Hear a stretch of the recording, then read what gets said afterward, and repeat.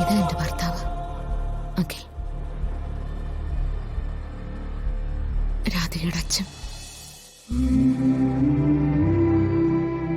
മുൻപൊരിക്കൽ രാധികയെ ഞാനിവിടെ കൊണ്ടുവന്ന് നിർത്തിയിട്ടുണ്ട്. അവളുടെ അച്ഛൻ അവളെ ഒന്ന് കാണാൻ.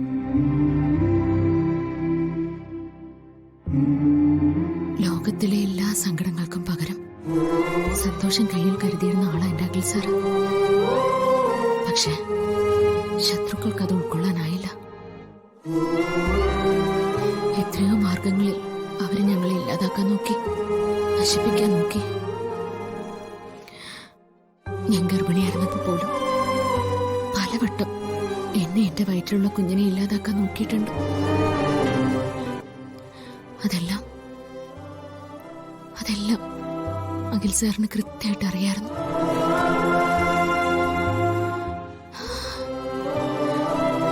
ഞാൻ പൂർണ്ണ ഗർഭിണിയായിരുന്നപ്പോ എന്നെ ഹോസ്പിറ്റലിൽ എത്തിക്കാൻ വേണ്ടി അഖിൽ സാറും അമൃതയടുത്തേയും ആദിത്യൻ ചേട്ടനും എന്റെ കൂടെ തന്നെ വന്നു. പക്ഷേ മറഞ്ഞു നിന്ന ശത്രുക്കൾ അതുപോലും സമ്മതിച്ചില്ല.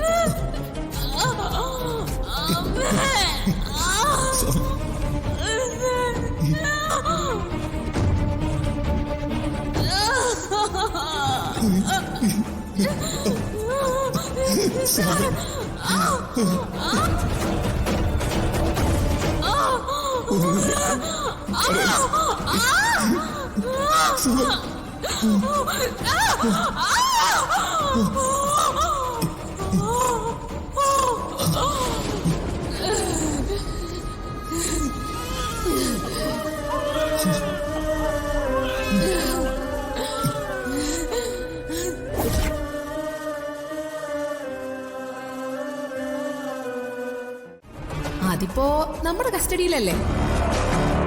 വരട്ടെ, എനിക്ക് ചില പ്ലാനിങ്ങുകളൊക്കെ ഉണ്ട്. എന്താ വേണ്ടെന്ന് നമുക്ക് പിന്നെ തീരുമാനിക്കാം. എന്റെ എല്ലാമായി അഖിൽ സാറ് പോയി. ഇനി എന്റെ മോള്, അവള് നിങ്ങളുടെ കയ്യില. എനിക്ക് വേണം. നിങ്ങൾ പറയുന്ന എന്ത് ഞാൻ തരാം. പറയൂ, എന്റെ കുഞ്ഞിന് വരെ എന്താ വേണ്ട? എന്റെ ജീവനാണോ? അത് ഞാൻ തരാം. അതോ ഞാൻ ഇതുവരെ സമ്പാദിച്ച പണമാണോ? എന്താ വേണ്ടേ? എന്ത് വേണേലും ചോദിച്ചോളൂ, ഞാൻ തയ്യാറാ. വാക്കാണോ?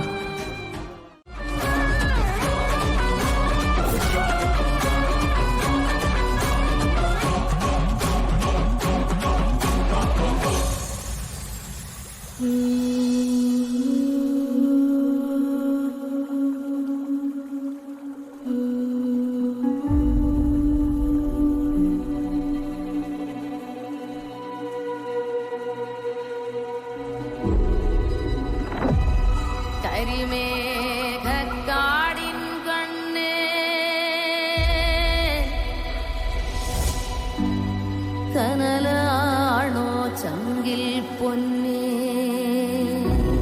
കനിവില്ല കാലം പോയേ.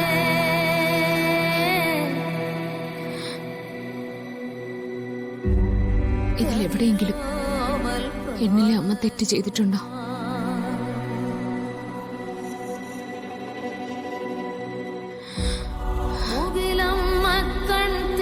എന്റെ മോളെ എനിക്ക് കൈവിട്ടു പോയത് അങ്ങനെയാ.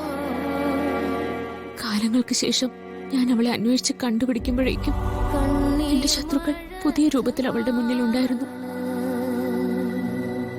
പിന്നെ ഞാനൊരു വേഷം കെട്ടുകാരിയായി. ഞാനൊരു മുഖം മറച്ചവളായി ആയുന്നോതു അവളുടെ മുന്നിലുണ്ടായിരുന്നു. അതല്ലാതെ എന്റെ മോളോട് ഞാൻ നീതികേട് കാണിച്ചിട്ടില്ല.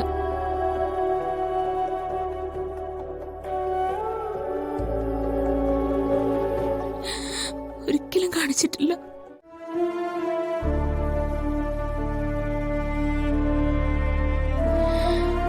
എന്റെ മോളുടെ മുമ്പിൽ എനിക്കൊരു മുഖംമൂടി അണിയേണ്ടി വരില്ലായിരുന്നു. പക്ഷെ പ്രസവിച്ച അമ്മ എന്തെങ്കിലും നേരിട്ട് കണ്ട അവരെ എനിക്ക് വെറുപ്പായിരിക്കുമെന്ന് പറഞ്ഞു.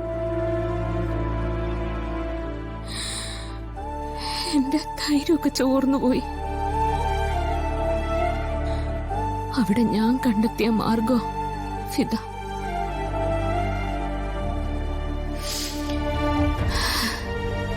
ഇപ്പൊ അവൾ എന്റെ അടുത്തുണ്ട്. ഞാൻ അവളെ ചേർത്ത് പിടിക്കാറുണ്ട്, ഉമ്മ വെക്കാറുമുണ്ട്. അമ്മ എന്ന് അവൾ എന്നെ പറയുന്ന. പക്ഷെ സ്വന്തം ഐഡന്റിറ്റി വെളിവാക്കാൻ എനിക്ക് ധൈര്യമില്ല വരുൺ.